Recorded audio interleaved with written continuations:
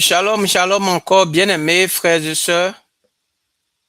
Euh, je bénis encore le nom du Seigneur pour l'opportunité. Je continue dans l'enseignement et donc j'ai fini avec la première partie qui est d'expliquer, alléluia, d'expliquer ce que les démons font. D'abord, d'expliquer les niveaux, les différents niveaux, les trois niveaux d'influence démoniaque. Alléluia. Les trois niveaux d'influence démoniaque. Alléluia. Donc, bien aimé, maintenant j'ai parlé de l'obsession, j'ai parlé de l'oppression, et puis j'ai parlé du dernier niveau qui est la possession. Alléluia. Donc, j'ai pris le temps d'expliquer. Maintenant, le deuxième point dont je voudrais parler ici, c'est ce que font les démons quand ils entrent dans une vie. Alléluia. Ce que font les démons quand ils entrent dans une vie. Et quand on parle d'entrer, c'est le cas, par exemple, de possession démoniaque. Donc, qu'est-ce qu'ils font quand ils entrent dans une vie? Donc, bien aimé, on voit dans Marc chapitre 5, verset 1 à 20, on voit ici l'homme de Geraza, l'homme de Geraza. Cet homme est le portrait le plus complet que la Bible nous donne d'une vie sous contrôle démoniaque. Alléluia. Donc, on va voir le cas. Examinons ici ce que font les démons dans la vie de la personne. Donc, le premier point ici, bien aimé, c'est ils l'ont isolé. Donc, ce que les démons font plutôt, ils t'isolent. L'objectif, c'est quoi? C'est pour pouvoir te tuer. Alléluia. Pour pouvoir te maltraiter. Donc, ils ont, ça c'est au verset 3 hein, de Marc chapitre 5, verset 1 à 3. Donc, on a pris le cas du monsieur, du fou, de ce gars qui vivait dans les tombeaux. Ça veut dire que lui, il vivait où? Au cimetière. Voilà, où il y a les sépulcres. C'est là-bas, lui, il vivait. Donc, bien aimé, donc le premier point ici, il y a l'isolation. Donc, le premier œuvre, la première œuvre des démons ici, c'est couper les liens. Donc, l'homme ne vivait pas avec sa famille ni dans sa communauté. Il vivait dans les tombes, parmi les morts. Donc, l'isolement est une stratégie démoniaque systématique. Alléluia. Les démons savent que l'isolement l'affaiblit et que la communauté le protège. Donc, il faut l'enlever là où il est protégé, là, pour le mettre dans un coin où ils vont pouvoir librement le maltraiter. Alléluia. Donc, l'autre point, ils l'ont rendu incontrôlable.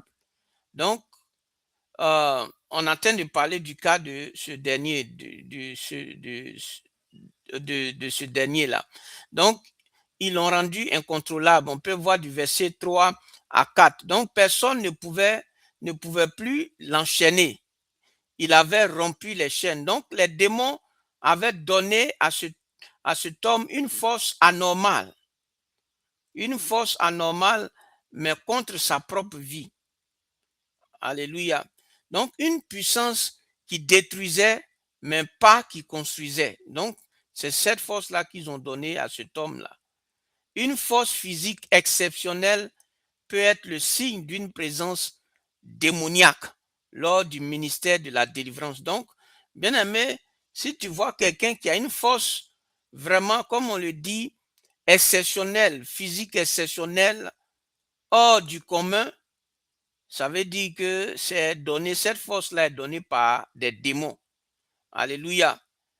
Donc, et on voit ça hein, dans le cas de cet homme qui était possédé par ces démons. Donc, ce qu'il faisait dans sa vie, ils lui ont donné une force, au point où chaîne même, là, il arrivait à couper les chaînes, des chaînes très solides. Lui, il arrivait à détruire ces chaînes-là. Alléluia. Donc, l'autre point, c'est qu'ils l'ont torturé. Donc, ce qu'ils font, nuit et jour, il était dans les sépulcres, c'est-à-dire au cimetière où il y a les tombes, et nuit et jour, il était là-bas, poussant des cris et se blessant avec des pierres. Donc, ce qu'il faisait, il prenait cette force-là pour lui-même se blesser, se torturer. Donc, les démons torturent leurs hôtes. C'est-à-dire, quand ils rentrent dans ta vie, là, quand ils te possèdent, quand ils arrivent à ce niveau de possession, ils vont te torturer.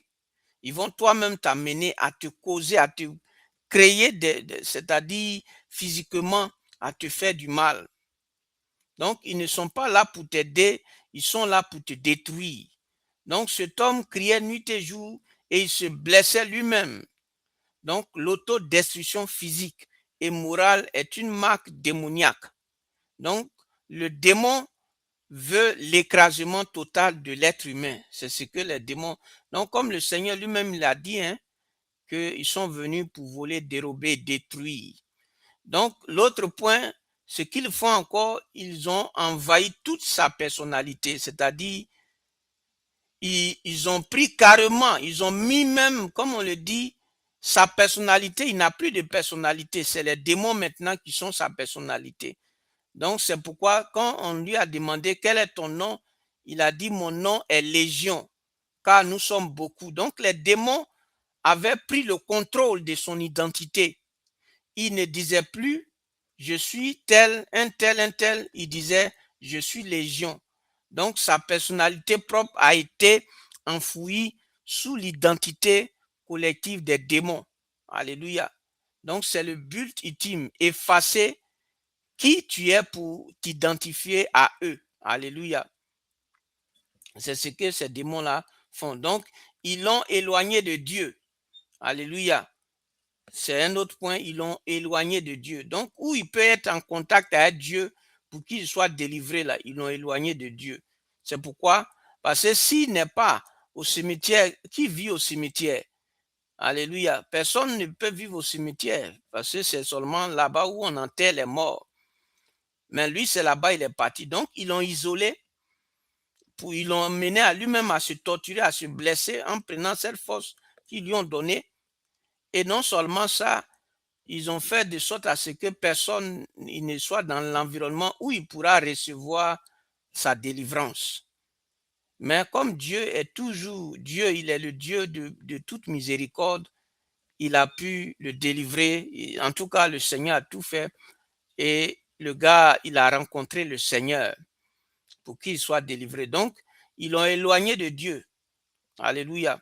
Donc, à l'approche de Jésus, les démons réagissent violemment. Leur stratégie finale, c'est maintenir la distance entre cet homme-là et son sauveur. Alléluia. Donc, le but des démons, c'est d'éloigner l'homme de Dieu. Alléluia. Quand ils rentrent, parce qu'ils savent que quand Dieu vient dans ta vie, c'est pour te délivrer. Donc, eux, ils s'éloignent, ils vont t'amener à t'éloigner de Dieu. C'est ça les œuvres de ces démons-là. Alléluia. Donc, bien aimé, on doit comprendre ça. Alléluia. Donc, on peut voir les actions des démons, par exemple, dans la Bible. On voit la femme qui est courbée depuis 18 ans. Donc, on voit les actions ici, les liens physiques, incapacité de se redresser. Donc, on peut voir ça dans Luc chapitre 13, verset 10 à 17. L'enfant épileptique, on peut voir aussi ça, qui tombait, qui chutait dans le feu, dans l'eau. On peut voir ça dans Marc 9, verset 14 à 27. Il y a aussi Saul, alléluia, ou je dirais Saül, tourment intérieur, jalousie meurtrière. Ça, c'est les œuvres aussi les œuvres aussi des démons. Il y a aussi Judas. Les démons aussi sont entrés dans le cœur de Judas. Et c'est pourquoi il allait trahir le Seigneur. On peut voir dans Jean chapitre 13, verset 27. Alléluia. Donc, on peut aussi voir le cas de Pharaon avec les enfants d'Israël dans le livre de l'Exode. L'endurcissement du cœur par l'influence du mal. Alléluia. Maintenant, l'autre point dont je voudrais parler, c'est les portes d'entrée. Alléluia. Les portes d'entrée, comment les démons accèdent-ils? Ça, il faut bien écouter. Alléluia. Comment est-ce que les démons accèdent? Alléluia. Donc, le troisième grand point dont je vais parler maintenant, c'est les portes d'entrée. Comment les démons accèdent-ils? Donc, voici quelques exemples qu'on va donner, hein, pour ouvrir, qui ouvrent, comment s'appelle, les portes aux démons. Il y a l'immoralité sexuelle. Alléluia. L'immoralité sexuelle ouvre la porte aux démons. Donc, si tu vis dans une vie d'immoralité sexuelle, tu seras possédé par des démons. Il y a aussi l'abus d'alcool ou de drogue qui altère la conscience, la rébellion, l'amertume et aussi la méditation transcendale. Alléluia. C'est-à-dire des personnes qui lisent des livres diaboliques pour essayer de se connecter à je ne sais quoi. Alléluia. C'est ça qui est méditation transcendantale. Donc la Bible et l'expérience pastorale identifient plusieurs portes principales. Donc la Bible est aussi les hommes de Dieu, je veux dire ceux qui ont aussi à qui Dieu a donné ces révélations-là, ils ont donné plusieurs portes principales.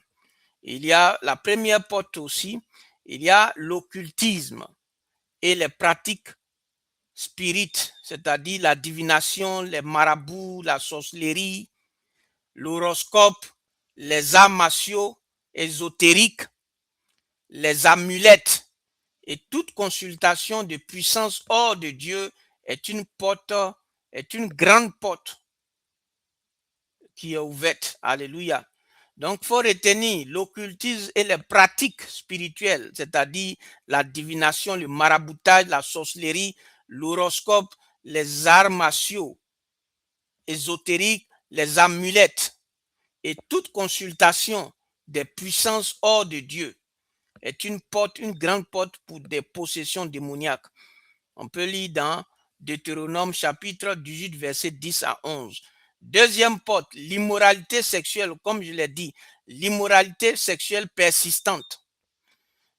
Comme nous l'avons vu, bien aimé, la sexualité crée des liens spirituels. Donc, des relations hors du cadre de Dieu, c'est-à-dire du mariage. Parce que normalement, les rapports sexuels ne sont réservés que entre le mari et la femme. Voilà. Si tu n'es pas marié, tu ne peux pas aller. Et quand tu es marié aussi, tu ne dois pas aller coucher avec une autre femme qui n'est pas ta femme.